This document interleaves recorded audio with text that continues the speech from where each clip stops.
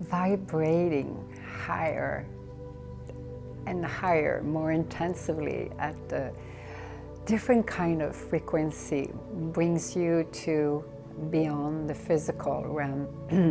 And this has been my experience. You can definitely experience that in this lifetime if you're willing, and if you have a deep longing and you guide it properly too.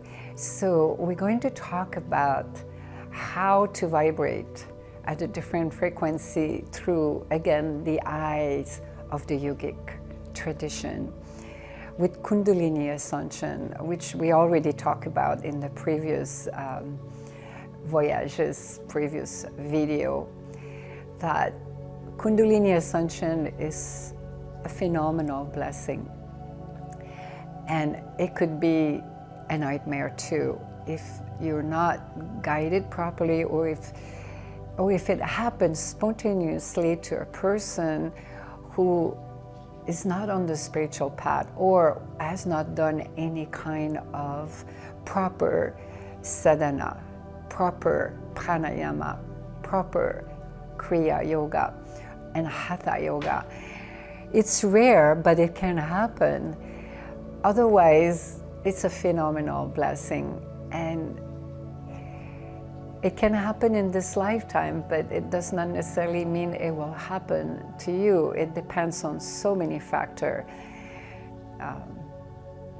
Grace is ultimately one of the biggest factors, but also on your karmic structure, on your tendency, on your longing, your willingness, your openness, your receptivity. It depends on so many things. And you heard we have demystified what is Kundalini energy in the previous voyages. But I want to share a little bit more about my Kundalini Ascension, because I think it's important that people can see that it's a phenomenon that happened in any tradition, even in Christianity. And it can be so traumatizing on a person if they don't know what's happening to them. But if you do, and you have the proper guidance, because I remember through my Kundalini Ascension, which was very intense for so many years, probably like over 6 years, with an incredible intensity. And if you allow me, I'm going to use myself as an example here, because I have direct experience with it. And I have heard some terrible story, very sad story of certain people where the Kundalini was awakened and they were in tremendous pain and suffering and affecting their life. Because for that to happen, you need to be ready and you need the proper guidance. And otherwise, it can be a real nightmare. And maybe for some of you who are going through this right now, you would know a little bit what I'm talking about, because sometimes if you are not in a complete state of surrender, the energy can get stuck. And this is where it's causing pain. Can be physical pain, could be emotional pain, mental pain, sometimes all of the above together. But when you are in a deep surrender and a state of openness and abandoning yourself completely, and you do the proper sadhana with the proper guidance and transmission, then the energy can flow truly, nicely, naturally, because it's just Mahashakti, the primordial energy that comes and purifies. So that's the blessing, because the Divine Mother, I always call her the Divine Mother. You can look at it differently. Is in the yogic tradition, as you know, we call her the Divine Mother, or you could call her Ma, the Mother, the Divine Feminine energy. She comes and take care of what needs to be out, changing all that garbage inside, throwing it out the window, everything, all that doesn't serve you, that personality that was created by you over so many decades and even other lifetime, because that is where the samskara and the vasana are the hardest to get rid of, because they're so deep into the subconscious mind that most people are not even aware of certain thought pattern or how they've been triggered, how you're still like a puppet. So as long as you are in a deep state of abandoning and you have the proper kriya and the proper guidance, things will go smooth. Sometimes it could be in a fury, like it was in my case. It was such a fury. I will never forget. I was there in a satsang, and I was listening to my guru at the time, and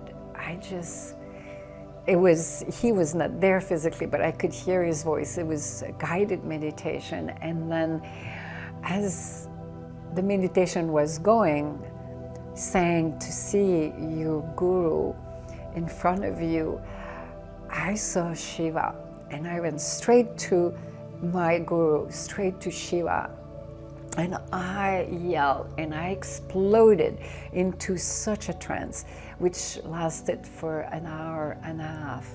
And I was in such a convulsion. My whole body was shaking and trembling and jerking and hyperventilating, and it was intense. Like anyone who would have looked at my being, actually there were people there, including my ex-husband. They thought that, not other people because some knew, but my ex-husband was really frightened by this because he could not understand what was happening. And it went on for an hour and a half. Even when I was sitting, they finally made me sit, and I was still shaking. It was so intense. And then it went on like that for over 6-7 years of incredible trance, of speaking in tongue. Who knows what was coming out? It was, and my body rotating and the head rotating violently and taking on different asana. And one of them I talk about in Becoming the Light was when my body went into some kind of a headstand, which I was literally almost like floating up in the air for like so many minutes. I don't know how long, but it was like I was light like a feather. But that first time that Kundalini Ascension arise in a fury like that was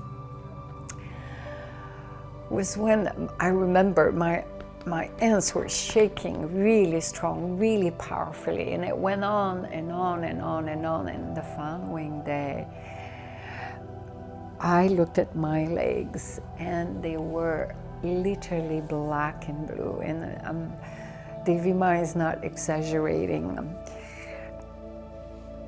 We should have taken photo. It was black, completely black from banging my legs.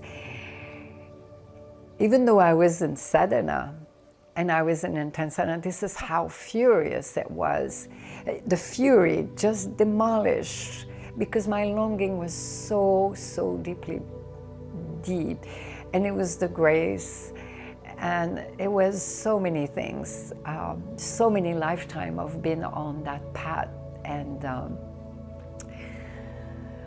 it went on and on and on and on, all kind of what we call spontaneous kriya, which we talk about the previous voyage, spontaneous kriya. But the point of all of this is that if you continue doing your sadhana, your kriya, and you've been guided properly. Sometimes you might need some extra help. Some people have come to my being and to help, because sometimes you might need little help there. If it comes in a strong way, there's certain things that can be done mystically. But needless to say, so many mystical experiences of the beyond that occur. One in particular, I remember I saw a past life, and I saw this sadhu, and he was dressed with a white linen cloth, and he was just sitting there. I could see it from my third eye, and I was in such a state of bliss, of such ananda, and I did not want to come back into the physical realm.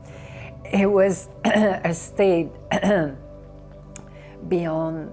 It was a state of transcendence. It was a certain samadhi. And I saw this sadhu, and I talk about that in my book. But what I realized a year ago was, I believe it was my being who was that sadhu in a past life.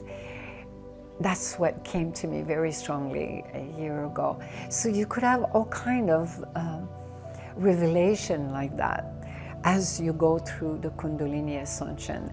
And there is nothing to fear with the Kundalini Ascension, and that's what we talk about in the demystification. Is it's a blessing, and how you receive it is the most important. To be willing to be demolished, and to be willing, open and receptive as the blue sky is the secret here. And so when you go through this, you might need some help, what we say, but if you have all those elements we talk about, things will progress naturally with its own accord, according to the Divine Mother. Just know it's just garbage coming out. And so just enjoy the ride, and know that as you're going through the Kundalini Ascension, you are vibrating at a different frequency, because you will see intuitively, naturally, you will know how to spin your garden. And that naturally, the more you're dropping all this programming, this conditioning, this recording, the more you will have mastery over yourself, and you'll have mastery over your destiny. So Kundalini Ascension is a phenomenal blessing, and it's grace in your life, and you will see that you vibrating at a completely different level, because you're talking about lifetime of karmic structure falling off. I mean, this one was so incredibly intense, and speaking in tongue so many times, and it would go on and on and on. But you got to be ready for that, because it will change your life completely. And I can tell you that from my own experience. Because where I vibrate today, in those days, I couldn't be with my ex-husband anymore. And because if one is not on the spiritual path, and one is going through self-realization and purification, it has a huge impact on your life. But just know it's a beautiful impact if you are willing and you have that deep longing. It does not happen to everyone, and even if it does happen to you in this lifetime, it could happen a little differently. In my case, it was very different, because of the grace of Shiva and the grace of the Divine Mother. It happened like at super light speed. So just know that through the lenses of the yogic tradition, going through a Kundalini ascension is to bring about a mastery of yourself at all levels, so you could vibrate at a higher frequency, and that every living being around you can benefit from it also, because you'll be more aligned with your true divine nature, experiencing your divine presence, but to emanate a beautiful energy and vibration and light around wherever you go. So don't be afraid of Kundalini ascension. And if you have questions on this subject, because it's a phenomenon, and a lot of book has been written on that subject by some amazing doctors who have done research. For instance, I quote Dr. Samalia, I think in my book.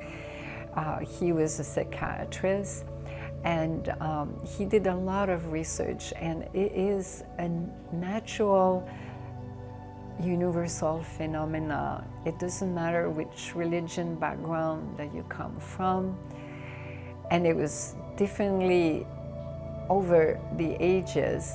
It was definitely misunderstood by many different religious background, and even looked down. So that's the beauty of the yogic tradition, because ultimately, on the spiritual path, the whole journey is from the Muladhara to the Saraswara. We talked about that, and all Ascended Master and Maharishi are in agreement on that. And so Kundalini Ascension has to take place. It could be very, very mild. I remember from my being when I started, when I was way back, at the very, very beginning, over 20 years ago, it was explosion of emotion. A lot of healing on the Hana Hatha. And often this is where it starts. A lot of healing on the Hana Hatha, the heart chakra. And a whole decade of volcano like that. So if you're here today in this program, you are being taken care. You are in the right place, because grace is here.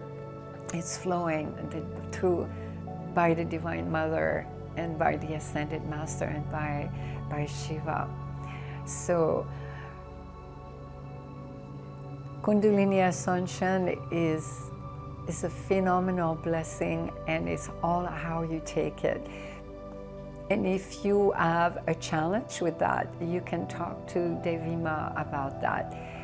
And because if you do remain in a state of surrender, things will go easy.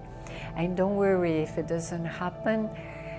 It doesn't mean necessarily that things are not happening to you. So don't allow your mind to judge it. Don't go there.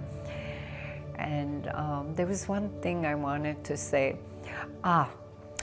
Spontaneous Kriya. In the previous video, I have said they are irrelevant. Well, in a way, yes, they are irrelevant.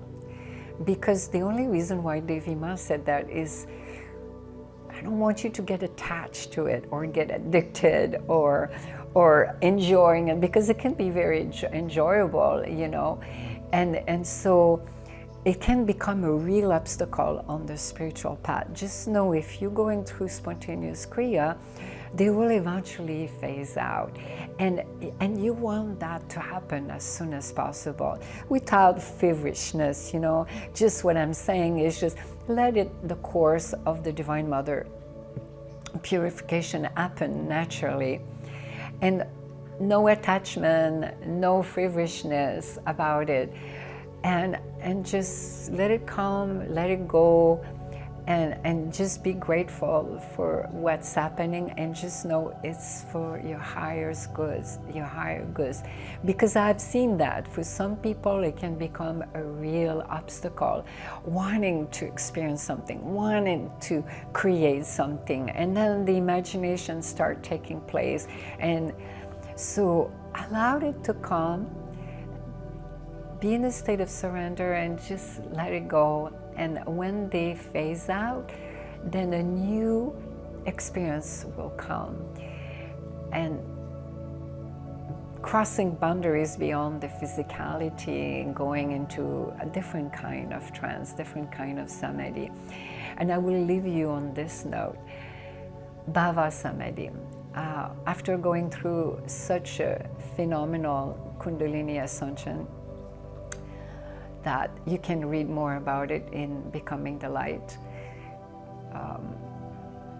Now is Bhava Samadhi. It started happening many years ago already, when things were phasing out.